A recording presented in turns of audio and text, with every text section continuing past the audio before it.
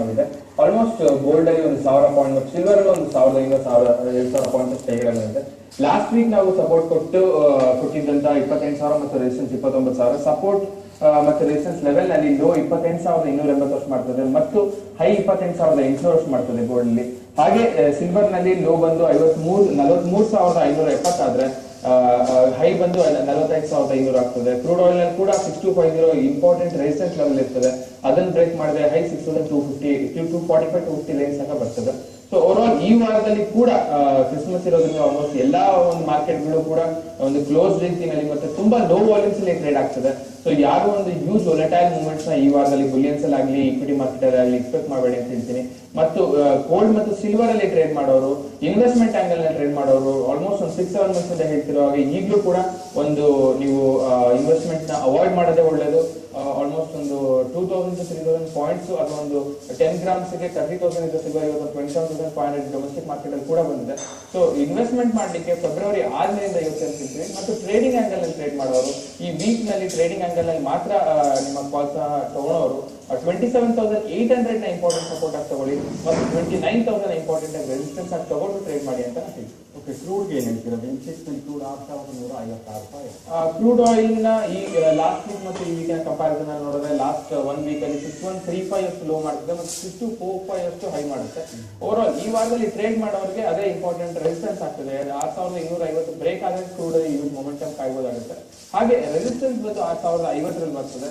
Over all crude ಕೂಡ ಒಂದು 2 weeks to 3 weeks order ನೋಡಿದ್ರೆ 6,300 to 5,900 ಲೆವೆಲ್ಸ್ ಅಲ್ಲಿ ಆಲ್ಮೋಸ್ಟ್ 2 ಮಂತ್ಸ್ ನಲ್ಲಿ ವರ್ಕೌಟ್ ಆಗ್ತಾ ಇದೆ. ಸೊ ಯಾರು ಟ್ರೇಡ್ ಮಾಡ್ತೀರಾ ಅವರು ಸೆಲ್ ಮಾಡ್ಬೇಕಂತ ಅವರು 6,250 ಅಷ್ಟು ರೆಸಿಸ್ಟೆನ್ಸ್ ಇಟ್ಕೊಂಡು ಸೆಲ್ ಮಾಡಿ ಮತ್ತು ಬೈಯಿಂಗ್ ಪೊಟೆನ್ಷಿಯಲ್ ಇರೋರು ಮತ್ತು ಬೈಯಿಂಗ್ ಲೆವೆಲ್ಸ್ ಬರ್ಬೇಕಂತಿರೋರು 6,050 ಸಪೋರ್ಟ್ ನಲ್ಲಿ ಬೈ ಮಾಡಿ ಅಂತ ನಾನು ಹೇಳ್ತೀನಿ. ಈಗ ರುಪಿ ಬಂದು ನೋಡಿ 61 ರೂಪಾಯಿ 79 ಪೈಸೆ ಇತ್ತು. ಈಗ ಒಂದು 61 ರೂಪಾಯಿ 90 ಪೈಸೆ ಇರ್ತದೆ. 11 ಪೈಸೆ ಅತಮೌಲ್ಯ ಆಗಿದೆ. ರುಪಿ ಬಗ್ಗೆ ರುಪಿ ಸ್ವಲ್ಪ ರೇಂಜ್ ಬೌಂಡ್ ಆಗಿದೆ ಅಂತ ಹೇಳ್ಬೋದು. ಮತ್ತೆ ಇವತ್ತಿನ ಮಾರ್ಕೆಟ್ ಪರಿಸ್ಥಿತಿನಲ್ಲಿ ಒಂದು ಲಾಂಗ್ ಟರ್ಮ್ ದಿನ ನೋಡೋದಾದ್ರೆ ರುಪಿ ಇನ್ನ ಹೈಲಿ ಸ್ಟ್ರಾಂಗ್ ಆಗ್ತಿರೋ 55 ಬರುವ ಏನು ಎಕ್ಸ್ಪೆಕ್ಟೇಷನ್ಸ್ ಏನಿಲ್ಲ. ಖಂಡಿತ 54-55 ನೆಕ್ಸ್ಟ್ ಇನ್ ಕಮಿಂಗ್ ಇಯರ್ಸ್ ಅಲ್ಲಿ ನಾವು 3-4 ಮಂತ್ಸ್ ಅಲ್ಲಿ ನೋಡ್ತೀವಿ. The reason for it US economy ತುಂಬಾ ಚೆನ್ನಾಗಿ ಸ್ಟ್ರಾಂಗ್ ಆಗಿದೆ ಮತ್ತು ಅದೇ ರೀತಿ ಇಂಪ್ರೂವ್ ಆಗುವ ಒಂದು ಸಾಧ್ಯತೆ ಇದೆ. ಮತ್ತು ಈ ವಾರದಲ್ಲಿ ಟ್ರೇಡ್ ಮಾಡೋರಿಗೆ 61ರಿಂದ 63 ಅಂದ್ರೆ 61 ಸಪೋರ್ಟ್ ಮತ್ತು 63 ಅನ್ನು ಇಂಪಾರ್ಟೆಂಟ್ ರೆಸಿಸ್ಟೆನ್ಸ್ ಆಗಿ ಇಟ್ಕೊಂಡು ಟ್ರೇಡ್ ಮಾಡಿ. ಈಗ ಅಮೆರಿಕದ ಆರ್ಥಿಕ ಸ್ಥಿತಿ ಸುಧಾರಿಸ್ತಿರೋದ್ರಿಂದ ಈಗ $10 ಬಿಲಿಯನ್ ಏನು ಬಾಂಡ್ ಖರೀದಿ ಕಡಿಮೆ ಮಾಡಿದಂತ ನಾವು ಕಮಾಡಿಟಿ ಮಾರ್ಕೆಟ್ ವ್ಯವಹಾರ ಮಾಡಿದಾಗ ಹೇಗೆ ತುಂಬಾ ಜನ ಒಂದು ಏನು ನ್ಯೂಸ್ ಇತ್ತು ಅದನ್ನ ಅವಾಯ್ಡ್ ಮರ್ತ್ಬಿಟ್ಟಿದ್ದಾರೆ ಅಂತ ಹೇಳ್ಬೋದು. ಏನಂತಂದ್ರೆ ಗೋಲ್ಡ್ ಸಿಲ್ವರ್ 2009-2010 ಡ್ರಾಸ್ಟಿಕ್ ಆಗಿ ಇನ್ಕ್ರೀಸ್ ಆಯ್ತು. ಅಂದ್ರೆ ಒಂದು ಗೋಲ್ಡ್ ಒಂದು 7,000-8,000 ರೂಪಾಯಿ ಇನ್ಕ್ರೀಸ್ ಆಯ್ತು, ಸಿಲ್ವರ್ ಒಂದು 20,000 ರೂಪಾಯಿ ಮೇಲೆ ಬಂತು. ಓನ್ಲಿ ರೀಸನ್ ಯಾಕೆ ಬಂತು ಅಂತಂದ್ರೆ ನಮ್ಮ ಇಂಟರ್ನ್ಯಾಷನಲ್ ಮಾರ್ಕೆಟ್ ನಲ್ಲಿ ಈ ಟ್ಯಾಪ್ರಿನ ಇಂಟ್ರೊಡ್ಯೂಸ್ ಮಾಡಲಿಲ್ಲ. ಈ ಕ್ವಾಂಟಿಟಿ ಈಸಿಂಗ್ ಅಂತ ಹೇಳ್ತೀವಿ. ಆದ್ರೆ $85 ಬಿಲಿಯನ್ ನಾವು ಬೈ ಮಾಡ್ತೀವಿ, ಎಲ್ಲಾ ಮಾರ್ಕೆಟ್ ಚೆನ್ನಾಗಾಗ್ಲಿಕ್ಕೆ ಒಂದು ಸಪೋರ್ಟ್ ಕೊಡ್ತೀವಿ ಅಂತ ರೀಸನ್ಗೋಸ್ಕರ ಗೋಲ್ಡ್ ಸಿಲ್ವರ್ ಮೇಲೆ ಹೋಗಿತ್ತು ಅಂಡ್ ಎಲ್ಲ ಇಕ್ವಿಟಿ ಮಾರ್ಕೆಟ್ ನೆಗೆಟಿವ್ ಆಗಿತ್ತು. ಬಟ್ ಇವತ್ತಿನ present condition after 15 to 18 months of quantity easing ಏನಾಗಿದೆ ಅಂದ್ರೆ ಈಗ ಅವರ ಎಲ್ಲ ಎಕಾನಮಿಕಲ್ ರಿವರ್ಸ್ ಆಗ್ತಾ ಇದೆ, ಅಂದ್ರೆ ಎಲ್ಲ ಚೆನ್ನಾಗಿ ಆಗ್ತಾ ಇದೆ. ಸೊ ಆಬ್ವಿಯಸ್ಲಿ ಗೋಲ್ಡ್ ಮತ್ತು ಸಿಲ್ವರ್ ಲಾಂಗ್ ಟರ್ಮ್ ಇಂಪ್ಯಾಕ್ಟ್ ತುಂಬಾ ನೆಗೆಟಿವ್ ಇರ್ತದೆ. ಅದರಿಂದ ಏನು ಇನ್ಕ್ರೀಸ್ ಆಗಿತ್ತು without any technical strength fundamentally ಅದು ನೆಗೆಟಿವ್ ಆಗಿ ಕೆಳಗಡೆ ಬರೋ ಸಾಧ್ಯತೆ ಇರ್ತದೆ. ಸೊ ಈ ಆರ್ಡರ್ ಇಂದ ಕ್ವಾಂಟಿಟೇಟಿವ್ ಈಸಿಂಗ್ ಬಂದಾದ್ಮೇಲೆ ಟ್ಯಾಪಿಂಗ್ ಅಂತ ಏನು $10 ಬಿಲಿಯನ್ ಕರೀತಾ ಇದೀವಿ, ಅದಾದ್ಮೇಲೆ ಇನ್ನ ಕನ್ಸಿಸ್ಟೆಂಟ್ ಆಗಿ ಇನ್ನು ಸ್ವಲ್ಪ ದಿನ ಆದ್ಮೇಲೆ ಇನ್ನೂ ಸ್ವಲ್ಪ ರೇಸ್ ಮಾಡೇ ಮಾಡ್ತಾರೆ. ಎಕಾನಮಿ ಇಂಪ್ರೂವ್ ಆಗ್ತಿದ್ದಂಗೆ ಟ್ಯಾಪಿಂಗ್ ಜಾಸ್ತಿ ಮಾಡೇ ಮಾಡ್ತಾರೆ. ಸೊ ಈ ಸಂಗತಿಯಿಂದ ಗೋಲ್ಡ್ ಮತ್ತು ಸಿಲ್ವರ್ ನಲ್ಲಿ ಟ್ರೇಡ್ ಮಾಡೋರು ಸ್ವಲ್ಪ ಒಂದು ಇನ್ವೆಸ್ಟ್ಮೆಂಟ್ ಆಂಗಲ್ ನಲ್ಲಿ ಈಗ ತಿರ್ಗಾ 10,000 ರೈಸ್ ಆಗುತ್ತೆ, 5,000 ರೈಸ್ ಆಗುತ್ತೆ, ಆ ಭ್ರಮೆನಲ್ಲಿ ಹಿಂದೆ ವೇಟ್ ಮಾಡಿ ಕೆಳಗಡೆ 25,000 ಬಂದಾಗ ಸ್ವಲ್ಪ ಅಕ್ಯುಮುಲೇಟ್ ಮಾಡ್ಕೊಂಡು ಒಳ್ಳೇದು. ಮತ್ತು ಟ್ರೇಡಿಂಗ್ ಆಂಗಲ್ ನಲ್ಲಿ ಟ್ರೇಡ್ ಮಾಡಬೇಕು ಅಂತಿರೋರು ಒಂದು ಸಪೋರ್ಟ್ ರೇಸಸ್ ಹೇಳ್ತೀವಿ ಮಂತ್ಲಿ ಅದ್ರಲ್ಲಿ ಟ್ರೇಡ್ ಮಾಡಿ. ಮತ್ತು ಇನ್ವೆಸ್ಟ್ಮೆಂಟ್ ಆಂಗಲ್ ನಲ್ಲಿ ಯಾವುದೋ ಒಂದು ಹಬ್ಬ ಬಂತು ಅಥವಾ ಯಾರೋ ಒಂದು ಇನ್ಫಾರ್ಮೇಶನ್ ಕೊಟ್ಟರು ಅಂತ ನೆಕ್ಸ್ಟ್ 2 ಮಂತ್ಸ್ ಅಲ್ಲಿ ಯೂಸ್ ಮೂವ್ಮೆಂಟ್ 35,000 ಹೋಗುತ್ತೆ, ಸಿಲ್ವರ್ 60,000 ಹೋಗುತ್ತೆ, 1 ಲಕ್ಷಕ್ಕೆ ಹೋಗುತ್ತೆ. ಆ ಒಂದು ಪಾಸಿಬಿಲಿಟೀಸ್ ಇವತ್ತಿನ ಪ್ರೆಸೆಂಟ್ ಮಾರ್ಕೆಟ್ ಕಂಡೀಷನ್ ಇವತ್ತಿನ ಮಾತಲ್ಲಿ ಅನುಗುಣವಾಗಲ್ಲ ಅಂತ ಹೇಳ್ತೀನಿ. ಓಕೆ, ಈಗ ನಾವು ಷೇರುಪೇಟೆ ಕ್ರಿಯೆಗೆ ನೋಡೋಣ. ಮಂಗಳವಾರ BSE ಸೆನ್ಸೆಕ್ಸ್ 68 ಅಂಶ ಹೇಳಿಕೆ ಇಟ್ಕೊಂಡು 21,032 ಅಂಶಕ್ಕೆ ತಲುಪಿತ್ತು. ಹಾಗೆ ನಿಫ್ಟಿ 16 ಅಂಶ ಹೇಳಿಕೆ ಇಟ್ಕೊಂಡು 6,568 ಅಂಶಕ್ಕೆ ತಲುಪಿತ್ತು. ಏನು ಹೇಳ್ಬೋದು. ಆಮೇಲೆ ಇನ್ನೊಂದು ಅಂಶ ನೋಡಿ, ಸೆಪ್ಟೆಂಬರ್ 2ನೇ ತಾರೀಕು ನಿಫ್ಟಿ 5,550 ಇತ್ತು. ಅದೇ ಡಿಸೆಂಬರ್ 23 ವೇಳೆಗೆ 733 ಅಂಶ ನಿಫ್ಟಿಯಲ್ಲಿ ಏರಿಕೆ. ಇದು ಡಿಸೆಂಬರ್ ನಲ್ಲಿ ಎವ್ರಿ ಇಯರ್ ಆಲ್ಮೋಸ್ಟ್ ನಾವು 10 ಇಯರ್ಸ್ ಮಾರ್ಕೆಟ್ ನೋಡ್ತಿರೋ ಪ್ರಕಾರವಾಗಿ ನೋಡಿದ್ರು ಎವ್ರಿ ಟೈಮ್ ಮತ್ತೆ ಫೆಬ್ರವರಿ ಮಾರ್ಚ್ ಅಲ್ಲಿ ಸೆಲ್ ಆಫ್ ಬರ್ತದೆ, ಬೈ ಡಿಸೆಂಬರ್ ಫುಲ್ ಹೈ ನಲ್ಲಿ ಇರ್ತದೆ, ತಿರ್ಗಾ ಜನವರಿ ಸ್ವಲ್ಪ ಐ ಪೀಕ್ ಇಂದ ತಿರ್ಗಾ ಸೆಲ್ ಆಫ್ ಬರುತ್ತೆ. ಅದೇ ರೀತಿ ಇದೇ ಪ್ಯಾಟರ್ನ್ ಇತ್ತಲ್ಲ ಒಂದು ಟೆಕ್ನಿಕಲ್ ಬೇಸ್ ಅಲ್ಲಿ ಪಾಸ್ಟ್ ರಿಸಲ್ಟ್ಸ್ ಕಂಪೇರ್ ಮಾಡಿದ್ರೆ ಆಗಿದೆ ಅಂತ ಹೇಳ್ಬೋದು. ಓವರ್ ಆಲ್ ಈ ಸಲ ಇನ್ನೊಂದು ಇಂಪಾರ್ಟೆಂಟ್ ಆಸ್ಪೆಕ್ಟ್ ನಾವು ನೋಡೋದಂತಂದ್ರೆ ಅತಿ ಶಾರ್ಟ್ ಪೀರಿಯಡ್ ಆಲ್ಮೋಸ್ಟ್ ಒಂದು 3 months ಹಾರಿಜಾನ್ ಅಲ್ಲಿ ಮಾರ್ಕೆಟ್ ಒಂದು 800 ಪಾಯಿಂಟ್ಸ್ ಆಫ್ ಮೂವ್ಮೆಂಟ್ ಆಗಿದೆ ಫ್ರಮ್ ಸೆಪ್ಟೆಂಬರ್ ಟು ಡಿಸೆಂಬರ್. ಅದಕ್ಕೆ ಹೈ ವಾಲ್ಯೂಮ್ ಮೂವ್ಮೆಂಟ್ ಆಗಿರ್ತದೆ. ಮತ್ತು ಇನ್ನು ಕಮಿಂಗ್ ಡೇಸ್ ಅಲ್ಲಿ ಮಾರ್ಕೆಟ್ ಸಸ್ಟೈನ್ಸ್ ಬಂದ್ರೆ ಖಂಡಿತ 6200 ನೋಡಬಹುದು. ಇದೊಂದು ಇಂಪಾರ್ಟೆಂಟ್ ರೇಂಜ್ ಆಗ್ತದೆ. ಮಾರ್ಕೆಟ್ ಸಸ್ಟೈನ್ಸ್ ಬರಲಿಲ್ಲ ಅಂದ್ರೆ ನಾವು ಬ್ಯಾಕ್ ಟು 5900 6000 ಹೋಗಬೇಕಾಗುತ್ತೆ ಕೂಡ ಜಾಸ್ತಿ ಇರ್ತದೆ. ಈಗ 2 ದಿನಗಳ ಏರಿಕೆ ನಂತರ ನಾವು ಮಂಗಳವಾರ ಇಳಿಕೆಯನ್ನ ಕಂಡಿದ್ದು. ನಿಫ್ಟಿ ಎಲ್ಲಿಗೆ ತಲುಪಬಹುದು? ಇವತ್ತಿನ ನಿಫ್ಟಿ ಟ್ರೇಡು ಇವತ್ತಿನ ಅಂದ್ರೆ ಈ ವಾರದ ನಿಫ್ಟಿ ಟ್ರೇಡ್ ತಗೊಂಡ್ರೆ ತುಂಬಾ ಒಂದು ನಾಟ್ ಸೋ ಇಂಟ್ರೆಸ್ಟಿಂಗ್ ಪಾರ್ಟ್ ಆಗಿರ್ತದೆ entire market. Only reason is ನಮ್ಮ ಡೆವಲಪಿಂಗ್ ಎಕಾನಮೀಸ್ ಏನಿರ್ತದೆ ಅದರ ಫಂಡ್ ಫ್ಲೋ, ವೊಲೆಟಾಲಿಟಿ, ಓಪನ್ ಇಂಟ್ರೆಸ್ಟ್ ಅದೆಲ್ಲ ಡಿಪೆಂಡ್ ಆಗೋದು ನಮ್ಮ ಫಾರಿನ್ ಫಂಡ್ಸ್ ಇಂದ, ಅಂದ್ರೆ FIIs ಅಂತ ಕರಿತೀವಿ, ಅವರ ಇನ್ವೆಸ್ಟ್ಮೆಂಟ್ಸ್ ಇಂದ. ಕ್ರಿಸ್ಮಸ್ ಇರೋದ್ರಿಂದ ಆಲ್ಮೋಸ್ಟ್ ಎಲ್ಲಾ ಒಂದು ಕ್ರಿಸ್ಮಸ್ ನ್ಯೂ ಇಯರ್ ಇರೋದ್ರಿಂದ ಎವ್ರಿ ಇಯರ್ ಲಾಸ್ಟ್ ವೀಕ್ ತುಂಬಾ ಡಲ್ ಮಾರ್ಕೆಟ್ ಇರ್ತದೆ. ಇದನ್ನ ಸಿಂಪಲ್ ಆಗಿ ನೋಡ್ಬೇಕು ಅಂತಂದ್ರೆ ಈ ನಿನ್ನೆ ವಾಲ್ಯೂಮ್ ತಗೊಂಡ್ರೆ ನಿಫ್ಟಿದು 40 crores ಅಷ್ಟು FIIs ಅವ್ರು ಬೈ ಮಾಡ್ತಾರೆ ಮತ್ತು DIs ಅವ್ರು 43 crores ಅಷ್ಟು ಸೆಲ್ ಮಾಡ್ತಾರೆ. ಎವ್ರಿ ಟೈಮ್ ಅವರು ಮಿನಿಮಮ್ ವಾಲ್ಯೂಮೇ ಒಂದು 50-300 crores ಇರ್ತದೆ. ಸೊ ಈ ರೀಸನ್ ಇಂದ ನಿಫ್ಟಿನಲ್ಲಿ ಅಥವಾ ಇಂಡಿಸಸ್ ಇಂಡೆಕ್ಸ್ ಅಲ್ಲಿ ಟ್ರೇಡ್ ಮಾಡೋರು ತುಂಬಾ ಯೂಸ್ ವೊಲೆಟೈಲ್ ವಾಲ್ಯೂಮ್ಸ್ ಇಲ್ದಿರೋದ್ರಿಂದ ಒಂದು ಸ್ಮಾಲ್ ಟಾರ್ಗೆಟ್ ಇಟ್ಕೊಂಡು ಟ್ರೇಡ್ ಮಾಡಿ ಮತ್ತೆ ಇವತ್ತು ಸ್ಪೆಸಿಫಿಕ್ ಆಗಿ ಟ್ರೇಡ್ ಮಾಡಬೇಕು ಅಂತಿರೋರು ಮಾಡ್ತಿರೋರಿಗೆ 6200 ಇಂಪಾರ್ಟೆಂಟ್ ಸಪೋರ್ಟ್ ಆಗ್ತದೆ ಮತ್ತು 6300 ಇಂಪಾರ್ಟೆಂಟ್ ರೆಸಿಸ್ಟೆನ್ಸ್ ಆಗ್ತದೆ. ಮತ್ತು ವೀಕ್ಲಿ ಬೇಸಿಸ್ ಅಲ್ಲಿ ಟ್ರೇಡ್ ಮಾಡ್ತಿದೀವಿ. ಈ ವಾರದಲ್ಲಿ ಏನಾಗುತ್ತೆ, ಎಲ್ಲಿ ಇಂಪಾರ್ಟೆಂಟ್ ಸಪೋರ್ಟ್ ರೆಸಿಸ್ಟೆನ್ಸ್ ಬರ್ತದೆ with respect to moving average ಅಂತ ನೋಡಿದ್ರೆ 6150 ಇಂಪಾರ್ಟೆಂಟ್ ಸಪೋರ್ಟ್ ಆಗ್ತದೆ ಮತ್ತು 6350 ಇಂಪಾರ್ಟೆಂಟ್ ರೆಸಿಸ್ಟೆನ್ಸ್ ಆಗ್ತದೆ.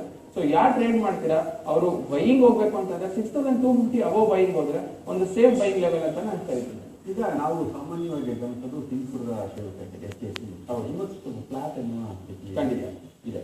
ಈಗ ಆಮೇಲೆ ಇವತ್ತು F1 ಎಕ್ಸ್ಪೈರಿ ಕೂಡ ಹೌದು ಅಲ್ವಾ, ಕೊನೆ ಗುರುವಾರ ಡಿಸೆಂಬರ್ 31st ಎಕ್ಸ್ಪೈರಿ. ಅಂದ್ರೆ ಇನ್ನೂ ಒಂದು ವಾರ ಏನು ಇವತ್ತಿನ ಮಾರ್ಕೆಟ್ SGX ನಿಫ್ಟಿ ಸ್ವಲ್ಪ ನೆಗೆಟಿವ್ ಆಗಿ ಕೂಡ ಫ್ಲಾಟ್ ಓಪನಿಂಗ್ ಆಗ್ತದೆ. Mild negative mild positive flat opening ಆಗ್ತದೆ.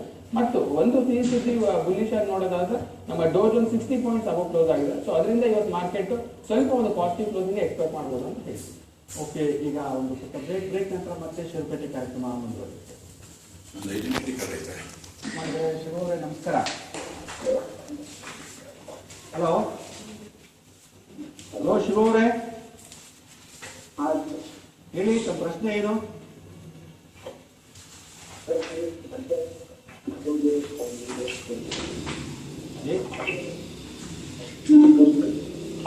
ಏನ್ ಹೇಳಿ, ತಮ್ಮ ಪ್ರಶ್ನೆ ಏನು?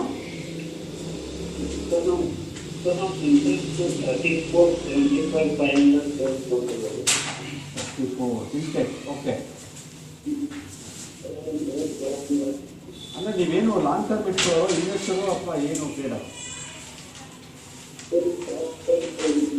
ಶಾರ್ಟ್ ಟರ್ಮ್ ಟ್ರೇಡಿಂಗ್ಗೋಸ್ಕರ ಸಿಂಟೆಕ್ಸ್ 34 ರೂಪಾಯಿ ತಗೊಂಡು. ಓಕೆ, ಸಿಂಟೆಕ್ಸ್ ನ ಒಂದು ಸ್ಟಾಕಿನ ಬಗ್ಗೆ ತಮಗೆ ಮಾಹಿತಿ ಕೊಡೋದಾದ್ರೆ ನೀವು ತಗೊಂಡ್ರೋ ರೇಂಜ್ ಕರೆಕ್ಟ್ ಆಗಿದೆ. ಅಂದ್ರೆ 34 ಅಬೌವ್ ಸಿಂಟೆಕ್ಸ್ ಒಂದು ಒಳ್ಳೆಯ ಬೈಯಿಂಗ್ ನಲ್ಲೇ ಇರ್ತದೆ.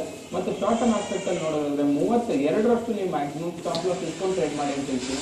ಮತ್ತು ಇನ್ನು ಕಮಿಂಗ್ ಡೇಸ್ ಅಲ್ಲಿ ಸಿಂಟೆಕ್ಸ್ ಎಲ್ಲಿ ತರಬಹುದು, ಫಸ್ಟ್ ಇಂಪಾರ್ಟೆಂಟ್ ರೆಸಿಸ್ಟೆನ್ಸ್ ಬಂದು 36 ರೂಪಾಯಿನಲ್ಲಿ ಇರ್ತದೆ. ಅಲ್ಲಿಂದ ತಿರ್ಗಾ ಟಾಪ್ ಡೌನ್ ಆಗಿ ಕೆಲವೇ ದಿನಗಳಿಂದ ಟಾಪ್ ಡೌನ್ ಆಗಿ ತಿರ್ಗಾ 32 ಬಂದು ತಿರ್ಗಾ 34 ಬಂದಿದೆ. ಸೊ ಓವರ್ ಆಲ್ ಟ್ರೇಡ್ ಮಾಡ್ತಿರೋರು 34 ಅಬೌವ್ ಬೈಯಿಂಗ್ ಅಲ್ಲಿ ಇರೋರು 36 ನ ಇಂಪಾರ್ಟೆಂಟ್ ರೆಸಿಸ್ಟೆನ್ಸ್ ತಗೊಂಡು ಅಲ್ಲಿ ನೀವು ಪಾರ್ಷಿಯಲ್ ಪ್ರಾಫಿಟ್ ನ ಬುಕ್ ಮಾಡ್ಕೊಳ್ಳಿ. ಮತ್ತು ಸ್ಟಾಪ್ ಲಾಸ್ ಆಫ್ 32 ಅಂತ ಹೇಳಿರೋದ್ರಿಂದ ಸ್ಟ್ರಿಕ್ಟ್ ಆಗಿ 32 ಬಿಲೋ ಬಂದ್ರೆ ನಿಮ್ಮ ಪೊಸಿಷನ್ಸ್ ನ ಅವಾಯ್ಡ್ ಮಾಡಿ ಎಕ್ಸಿಟ್ ಮಾಡಿ ಅಂತ ನಾನು ಸಜೆಸ್ಟ್ ಮಾಡಿ. ಓಕೆ, ಈಗ ಅತ್ಯುತ್ತಮ ಓಂಕಾರ ಅವರೇ ನಮಸ್ಕಾರ.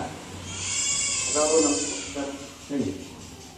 ಅದೇ ಜೆಕೆಟಿಎಫ್ ಈಗಲೂ ಪರ್ಚೇಸ್ ಮಾಡ್ಬೋದಾ, ಆಮೇಲೆ ಪ್ರೈಸ್ ಚೆಕಿಂಗ್ ಬಗ್ಗೆ ಓಕೆ, ಮಾಹಿತಿ ಕೊಡ್ತಾರೆ. JK ಈಗಲೂ ತಗೋಬೋದಾ?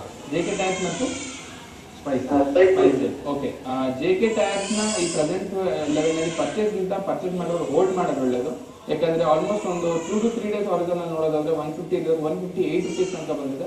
ಮತ್ತು ಎಲ್ಲಿ ಪರ್ಚೇಸ್ ಮಾಡಬಹುದು ಅಂತಂದ್ರೆ ನೆಕ್ಸ್ಟ್ ಇಯರ್ ಅಂದ್ರೆ January 2nd and above market ಯಾವಾಗ ಇರ್ತದೆ ಅವಾಗ JK ಟೈರ್ಸ್ ನ ಎಕ್ಸ್ಕ್ಲೂಸಿವ್ ಆಗಿ ಪರ್ಚೇಸ್ ಮಾಡಬೇಕು ಅಂತಂದ್ರೆ ಒಂದು 150 ಅಬೌವ್ ಪರ್ಚೇಸ್ ಮಾಡಿ ವಿತ್ ಸ್ಟಾಪ್ ಲಾಸ್ ಆಫ್ 140 ಅಂತ ನಾನು ಕರಿತೀನಿ. ಮತ್ತೆ ಟಾರ್ಗೆಟ್ ಆಫ್ ಒಂದು 150 to 165 ತಗೊಳ್ಳಿ ಅಂತ ನಾನು ಸಜೆಸ್ಟ್ ಮಾಡ್ತೀನಿ. ಮತ್ತು ನೀವು ಸ್ಪೈಸ್ ಜೆಟ್ ಮತ್ತು ಏವಿಯೇಷನ್ ಸೆಕ್ಟರ್ ನ ನೋಡೋದಾದ್ರೆ ನಾನು ಪರ್ಸನಲಿ ಏವಿಯೇಷನ್ ಸೆಕ್ಟರ್ ನ ಜಾಸ್ತಿ ಸಜೆಸ್ಟ್ ಮಾಡೋದಿಲ್ಲ. ಆಲ್ಮೋಸ್ಟ್ ಎಲ್ಲ ಪ್ರತಿಯೊಂದು ಸ್ಟಾಕ್ಸ್ ಈ ಕಂಪ್ಯಾರಿಸನ್ ನೋಡೋದಾದ್ರೆ ಸ್ಪೈಸ್ ಜೆಟ್ ಬೆಟರ್ ಆಗ್ತಾ ಇದೆ ಏವಿಯೇಷನ್ ಸೆಕ್ಟರ್ ನ.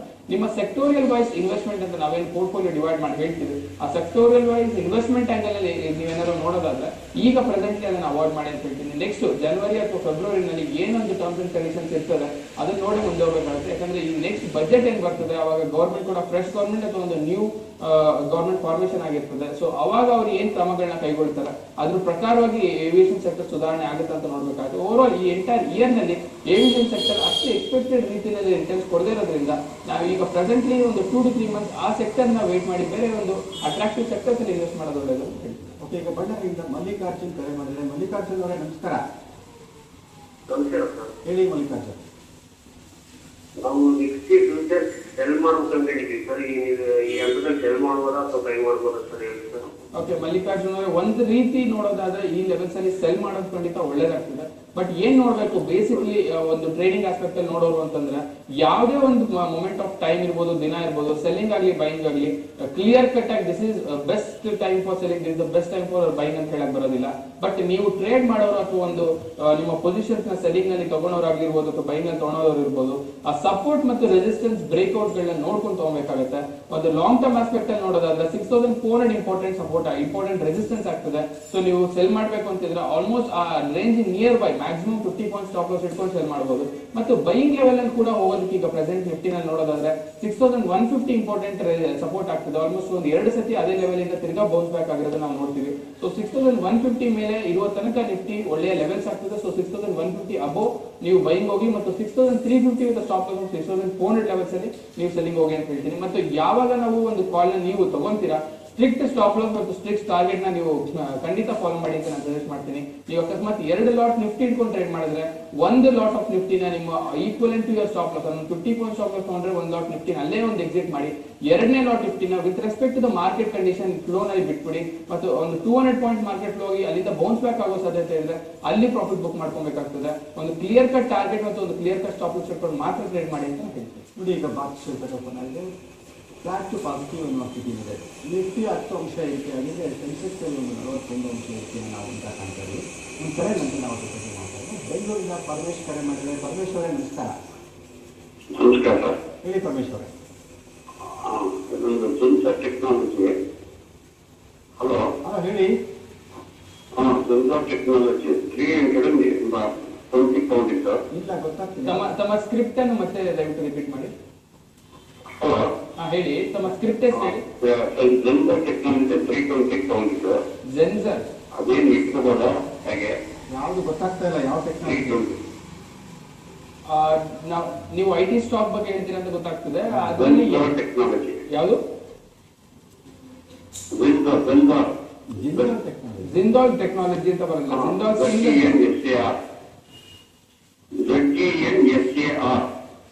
ಓಕೆ, ಇದು BSE listed share.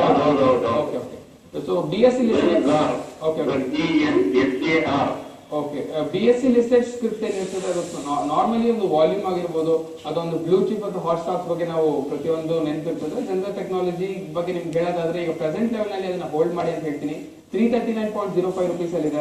Over all ಒಂದು 320 ರೇಂಜಸ್ ಇಂದ ಹೈಯರ್ ಲೆವೆಲ್ಸ್ ಹೋಗಿ ಒಂದು 345 346 ತಿರ್ಗಾ ಒಂದು 339 ಲೆವೆಲ್ಸ್ ಬಂದಿದೆ. ನೀವು ಅಕಸ್ಮಾತ್ ಏನಾದ್ರು 335 ಅಂಡ್ ಅಬೋ ಅಥವಾ 330 ಅಬೋ ಬೈ ಮಾಡಿದ್ರೆ ಖಂಡಿತ ಹೋಲ್ಡ್ ಮಾಡಿ ಅಂತ ಹೇಳ್ತೀನಿ. ಅಕಸ್ಮಾತ್ ಏನಾದ್ರು ನೀವೀಗ ಎಂಟ್ರಿ ಕೊಡಬೇಕು ಅಂದ್ರೆ ಮತ್ತೆ 330ನೇ ಒಳ್ಳೆ ರೇಂಜ್ ಆಗ್ತದೆ ಮತ್ತು ನಿಯರೆಸ್ಟ್ ಸ್ಟಾಪ್ ಲಾಸ್ ಒಂದು 320 ಇಟ್ಕೊಂಡು ನೀವು ಟ್ರೇಡ್ ಮಾಡಿ. With target of first target ಈಗ ಏನ್ ಟಾಪ್ ಮಾಡಿದೆ ಆಲ್ಮೋಸ್ಟ್ ಒಂದು 346 347 ಅದನ್ನ ಫಸ್ಟ್ ಟಾರ್ಗೆಟ್ ಆಗಿ ಇಟ್ಕೊಂಡು ನೆಕ್ಸ್ಟ್ ಅದು ಬ್ರೇಕ್ಔಟ್ ಆದಾಗ ಮಾತ್ರ ಅದನ್ನ ಹೋಲ್ಡ್ ಮಾಡಿ. ಇಲ್ಲಾಂದ್ರೆ 330 ಒಳ್ಳೆ entry with stop loss of 320 ಅಂತ ನಾನು ಸಜೆಸ್ಟ್ ಮಾಡ್ತೀನಿ.